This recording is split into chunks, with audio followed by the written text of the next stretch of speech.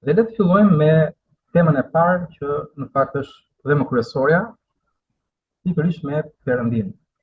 Kush është Perëndia? Pra gjithçka për besimtarin e Krishtit fillon nga Perëndia. Pra në fillim gjithmonë lipset që të fillojmë atje ku është fillimi dhe më kryesori. Dhe për besimtarin e Krishtit, kjo duhet të jetë baza, le të themi alfa.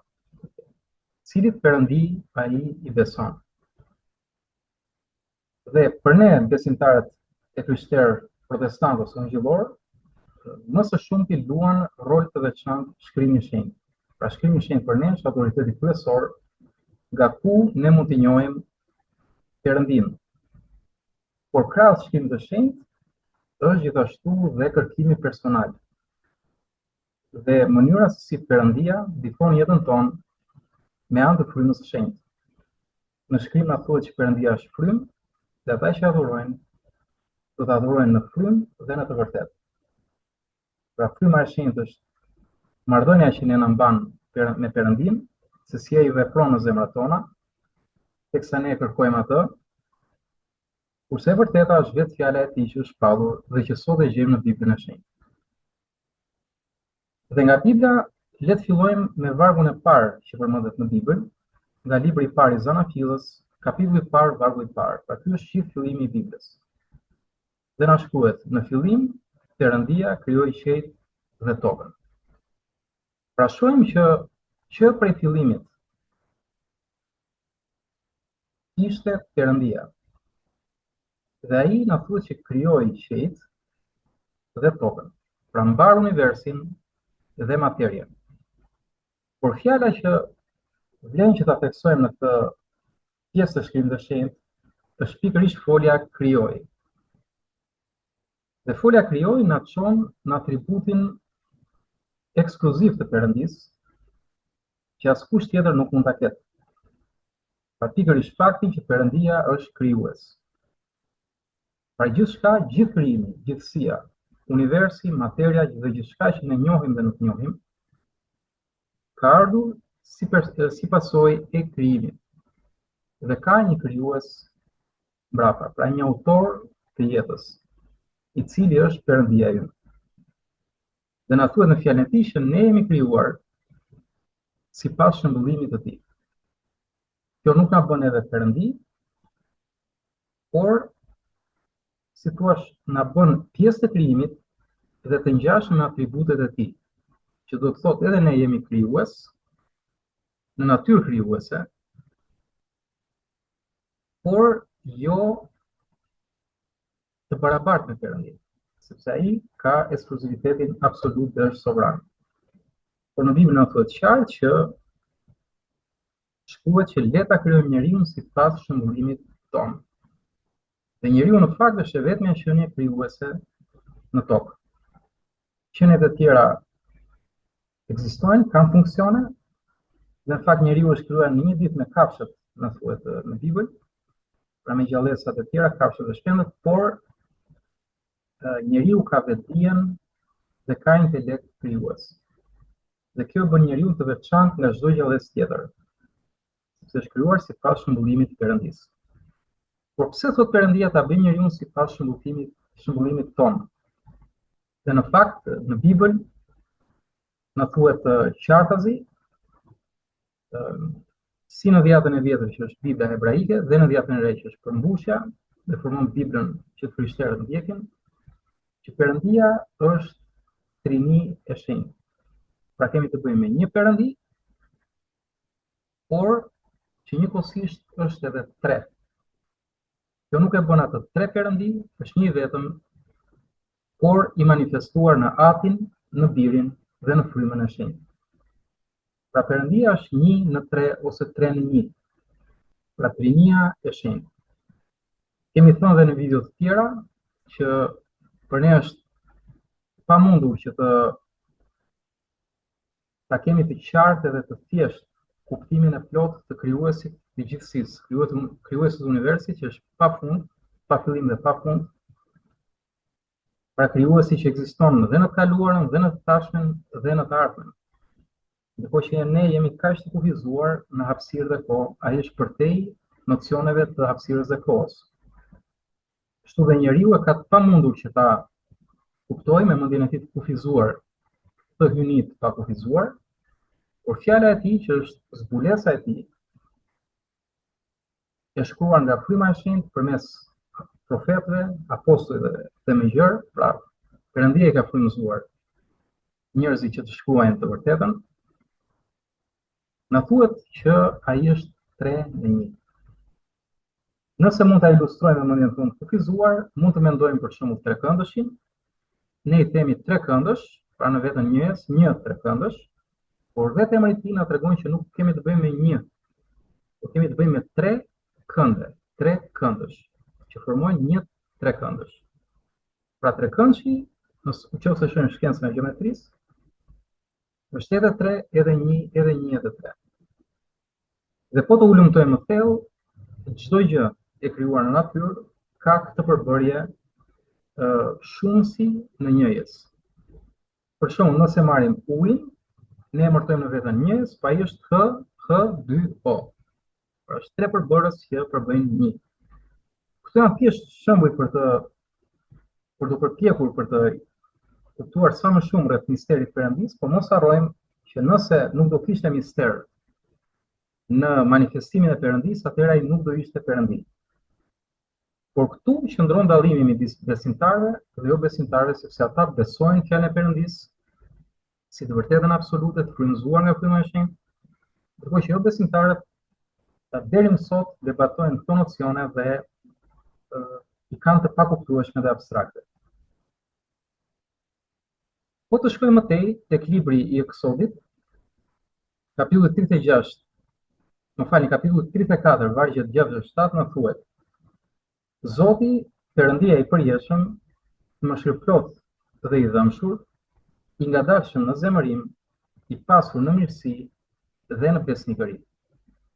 Pra nisur nga Shkrimi I Shenjtë, na jepet një zbulesë përmes profetit Mojsi, karakteri I Perëndis, natyra e tij. Pra ta në fillim është krijues, është I përjetshëm, është alfa dhe omega, nuk ka fillim, nuk ka fund. Pra është I përsosur dhe ka sjellë gjithçka në ekzistencë, përfshi dhe ne, është autori I jetës, I gjithësisë. Dhe së dyti, tek libri I Eksodit shohim që ai përveç se është Zoti dhe Perëndi I përjetshëm dhe vetë ekzistues, na thuhet që është mëshirëplot. Pra jo thjesht I mëshirshëm, por mëshirëplot. Që do thotë mëshira e tij del dhe tepron në një farë mënyrë. Pra mëshira e tij ripërtërihet, është një burim mëshire. Nëse shohim dhe burimet e gjuhës origjinale ku është shkruar shkrimi pra në gjuhën hebraike, na del që është një burim jete dhe një burim I pashtershëm mëshire. Dhe mëshira e tij na thuhet ripërtërihet çdo ditë. Përveç se mëshirëplot, Zoti është I dëmshur.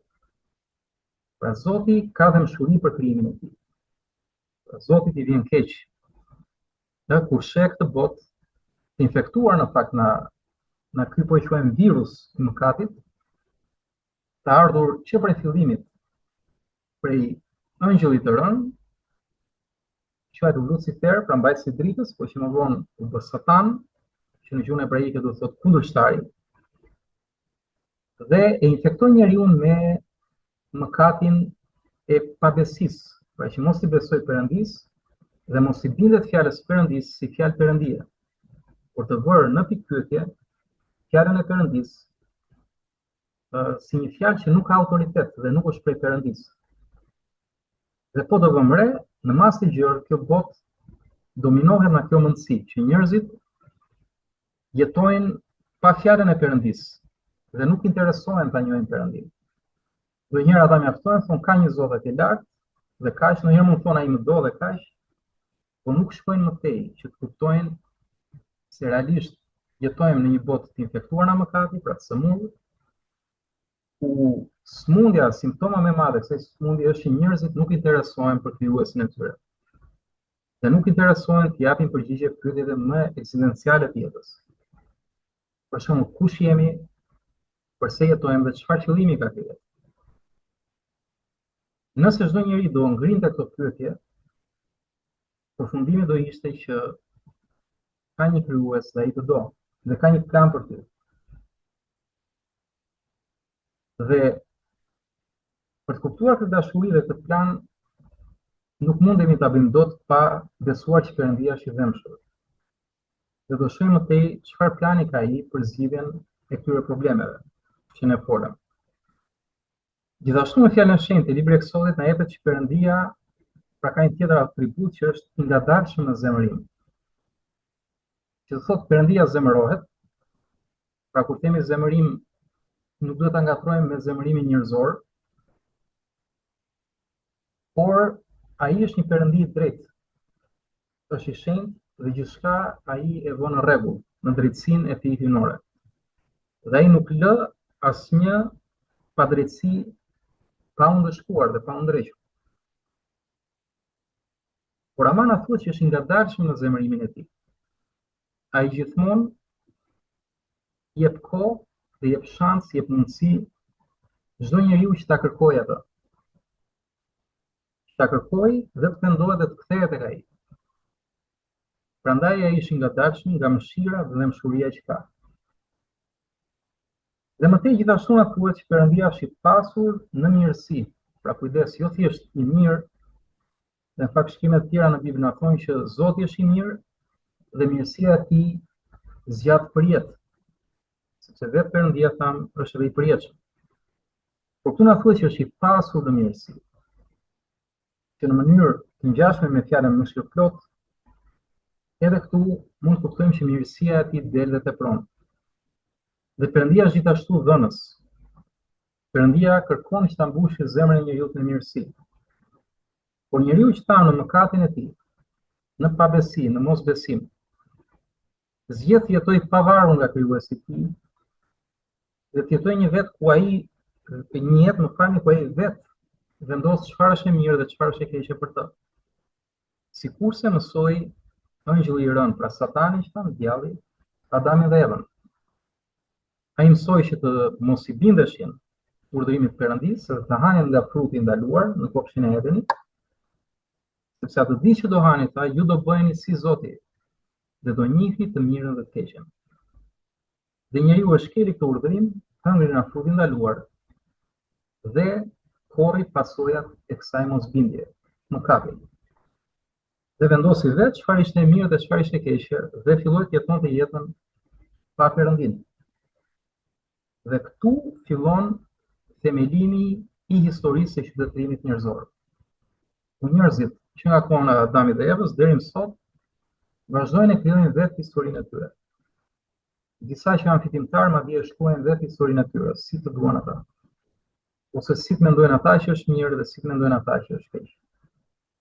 Prandaj në botë ka padrejtësi, prandaj në botë ka pabarazi, prandaj në botë ka rivalitete, luftra dhe lloj-lloj dhimbjesh dhe gjëra që ndonjëherë thjesht sa nuk konsiderojmë, por ato kanë qenë dhe vazhdojnë të jenë aty. Po marrim vetëm një shembull. Njerëzit mendojnë se ende nuk ka tashmë nuk ka skllavëri, sepse i referohen skllavërisë të kohërave më të vjetra ku bëhen nëpërmjet anijeve. Po në fakt në statistikat, po të shikojmë me ftohtësi, skllavëria është në nivelet më të larta që ka pasur ndonjëherë bota. Kemi skllavëri të shfrytëzimit seksual, skllavërinë e të miturve, e lloj të tjera, trafiqe deri tek organet e njerëzit. Pra, kjo lakmi përpara i ka çuar njerëzit që skllavërinë mos ta shohin më si skllavëri, por ta shohin thjesht një mënyrë të bërit tregti, të bërit biznes. Për shembull, industria pornografike sot në botë është një nga 5 industritë më të mëdha në botë. Dhe në fakt çfarë ndodh atje? Atje thjesht është një skllavëri seksuale që transmetohet me mjete teknologjike për të bërë para. Në një formë tjetër skllavëri është ajo e drogës, varësia nga narkotikët, nga duhani, alkooli e me radhë. Pra kudo po të futemi deri tek programacionet dhe çdo formë tjetër, stili i jetesës sot njerëzore është në masën më të gjerë një skllavëri. kompletet dominuar nga varësitë, dhe në fakt vetë Zoti na thotë në fjalën e tij që ai që mëkaton është skllav i mëkatit. Dhe përderisa mëkati sot në botë është shtuar, pra ky virus vetëm sa është shumë fishuar, si shumë fishohet kanceri për shembull në trup, edhe skllavëria është shumë fishuar. Po kujdes është bërë aq e madhe sa ne nuk na duket skllavëri. Nuk na duket skllavëri sepse jemi mësuar me jetës. Dhe kujtojmë skllavëria është anjeve, po jo, ajo ishte një pjesë sot e pothuajse gjithë rendin botror, një skllavëri. Ku një pakicë e vogël kontrollon elitat, kontrollon politikën, ekonominë e kështu me radhë. Pra, e përmendëm këtë gjë jo për të bërë pesimistin në tepër se sa realistin. Sa më shumë kohë kalon dhe njerëzit nuk kërkojnë Perëndin, ata vetë do vendosin çfarë është e drejtë dhe çfarë është e gabuar. Dhe ne kemi arritur në pikën që skllavëria nuk na duket më e gabuar sepse është bërë në mënyrë jetese. Dhe mos harrojmë që çdo formë varësie, sipas shkrimit të shenjtë dhe besimit krishter, është skllavëri. Por Perëndia është i dashur. Dhe Perëndia pret na thotë në shkrimin e tij dhe shikon nga lart bitë e njerëzve. Nëse dikush e kërkon atë, vjen tek ai dhe pendohet. Pra Perëndia pret. Dhe tek letra e parë e Gjonit, në dhjetën e 9 kapitulli 4, vargu 8 na thuhet: kush nuk ka dashuri, nuk e ka njohur Perëndin, sepse Perëndia është dashuri. Pra atributi kryesor, në fakt nuk është thjesht një atribut, është vetë natyra e Perëndis. Ai është dashuri, me dashuri më falni e krijoi gjithësinë dhe na jepet që ai e do krijimin e tij. Dhe madje në shkrimin e shenjtë na shfaqet si ati i ynë. Dhe ndonse ai është një krijues sovran dhe i gjithëpushtetshëm, ai nuk imponon askënd që të shkojë, ta kërkojë dhe të interesohet për të, që të ketë një marrëdhënie me të. Pse? Sepse Perëndia duke qenë dashuri, në dashuri ai ka edhe lirinë, sepse nuk mund të ketë dashuri pa liri dhe liri pa dashuri. Që Perëndia në dashurinë e tij, në gjithë to të mira dhe bekime që ka sjellë në ekzistencë, i ka dhënë njeriu edhe vullnetin e lirë që të zgjedhë. Nëse njeriu do të jetojë me Perëndin, ose nëse njeriu do të jetojë pa Perëndin. Por pasojat në fund njeriu do t'i korrë sipas vendimit të tij. Pra Perëndia ka lënë lirinë në dashurinë e tij, por me dashuri ka thënë dhe të vërtetën, përmes profetëve, apostujve, dhe sot flet nëpërmjet kishës, nëpërmjet të thirrurve për të shërbyer mbretërisë së tij. Në mënyrë që kushdo që dëgjon fjalën e tij, të mos ta ngursojë zemrën, por të kthehet tek Zoti, krijuesi i tij, dhe të ketë një marrëdhënie dashurie me të. Dashuri shpirtërore dhe rilindje, sikurse mund ta shohim në pikat e ardhshme të këtij mësimi. Pra deri këtu pam pikërisht temën e parë dhe ndoshta më kryesoren për besimin e krishterëve. Kush është Perëndia? Dhe nga të gjitha këto vargje që reflektuam, mund dalim me përfundimin që ideja kryesore është që njohja e karakterit Perëndis dhe njohja e natyrës së Perëndis është themeli i besimit të krishterëve. Pra nëse nuk njohim Perëndin, nuk kemi themel në besimin tonë krishterë. Kështu që këtu fillon pikërisht rrugtimi i besimit të krishterëve. Dhe thamë që Perëndin e njohim në frym, pra kur kemi frym është gjithashtu një sinonim i zemrës në gjuhën hebraike, ose në kulturën hebraike, dhe ku shkruar dhe shkrimi i shenjtë. Pra nëse kërkojmë atë me gjithë zemër, vetëm atëherë do mund ta gjejmë. Pra me gjithë zemër. Dhe vetë Zoti e thotë gjë që do më kërkoni dhe do të më gjeni sepse do të më kërkoni me gjithë zemrën tuaj. Po nëse nuk e kërkojmë Perëndin me gjithë zemrën, nuk kemi për ta gjetur. Sepse tregon që zemra jon është diku tjetër. Por nëse kërkojmë me gjithë zemër ose të ndryshme në frym, atëherë Perëndia do na zbulohet dhe zbulimi që ai bën është në të vërtetë. Dhe fjala e tij, pra fjala e shenjtë, Bibla, është e vërteta. Ku ne do ta gjejmë Perëndin dhe do zbulojmë të gjitha ato çfarë Perëndia kërkon të na thotë. Dhe